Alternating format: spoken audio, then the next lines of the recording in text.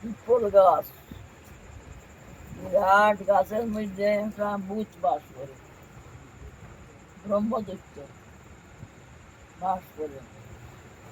সে কি করলো, মরা মানুষ মরে গেলে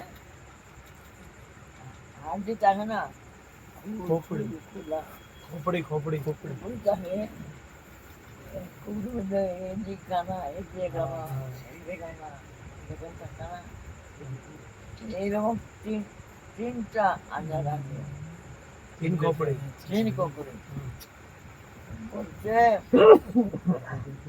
হে মানুষ, তুমি তো হুঁশিয়ার, সব শ্রেষ্ঠ মানুষ, আর বলে নাই, তুমি আমার বাইরে করে দেও কোনটা বুদ্ধিমানের মাথা, কোনটা মধ্যম মানুষের মাথা, আর কোনটা অদম মানুষের মাথা।